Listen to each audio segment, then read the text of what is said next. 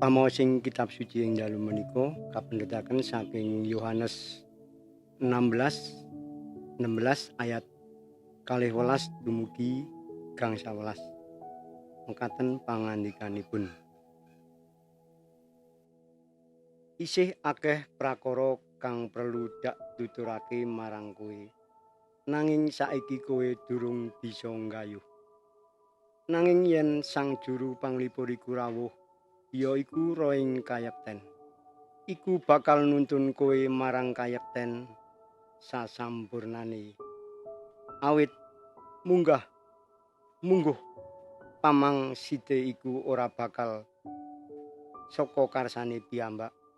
Nanging sapamirenge iku kang bakal diwangsitake sarta kowe bakal diwartani bab-bab kang bakal kalakon. Panjenengane bakal ngluhurake aku, amarga bakal martosake marang kowe apa kang katampi saka aku. Apa sakagungane Sang Rama iku ya duwekku. Mulane aku pitutur Sang Juru Panglipur bakal martosake marang kowe apa kang wis katampi saka aku.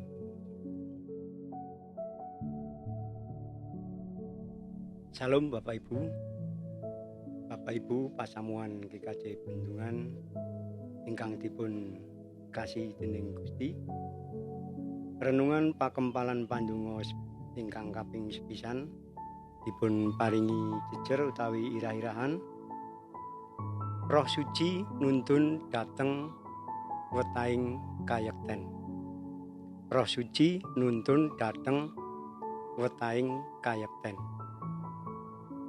Gusti Yesus sumengko dateng ing swarga tumuju dateng kamulyanipun Sang Rama saksampunipun nglampahi panandhang seda lajeng wungu malih.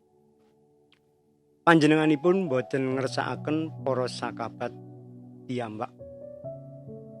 Prasetyanipun dateng para sakabat badhe ngutus Roh Panglipur, Roh Kayekten inggih menika Roh Suci supados nyarengi para sakabat.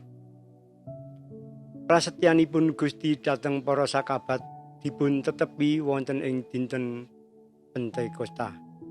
Kaserat wonten ing Para Rasul 12 ayat 1 dumugi ayat 3.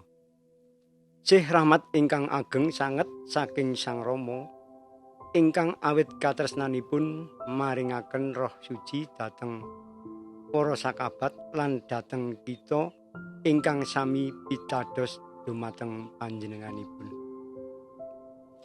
Awit saking menika minangka para muridipun Gusti Yesus kita katimbalan tinarbuka mbikak manah sumadya kapimpin dening Roh Suci. Lumantar Roh Suci ingkang nguwaos tiyang pitados badhe nuntun tiyang pitados gesang ing kayekten kapitadosan lan nggondheli pangandikanipun Gusti tuwin budidaya gesangipun kagem kamulyaning Sang Kristus. Bab menika kados ingkang sinerat ing Injil Yohanes 16 ayat 13 dumugi 12. Nanging yen Sang Juru Panglipur iku rawuh, ya iku rohing kayekten. Iku bakal nuntun kowe marang kayekten sasampurnane. Awit munggah pamangsite iku ora bakal saka karsane piyambak. Nanging sapamirenge iku kang bakal diwangsitake sarta kowe bakal diwartani bab kang bakal kalakon. Panjenengane bakal ngluhurake aku, amarga bakal martosake marang kowe apa kang katampi saka aku. Awit saking menika adhedhasar Injil Yohanes 16 ayat 12 dumugi kang 11. Tiyang ingkang tinarbuka dumateng pangreksanipun Roh Suci badhe ndarbeni sikep gesang ingkang antawisipun gesang wonten ing pamratobat lan kayekten.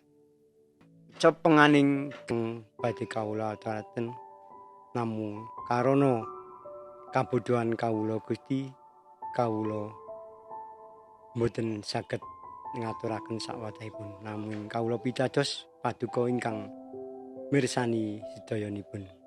Gusti kathah sanget dosa lan panerak kawula mugi paduka kersa ngapunteni. Wonten ngasa paduka Gusti kawula Yesus Kristus kawula ndedonga. Matur nuwun Gusti. Amin.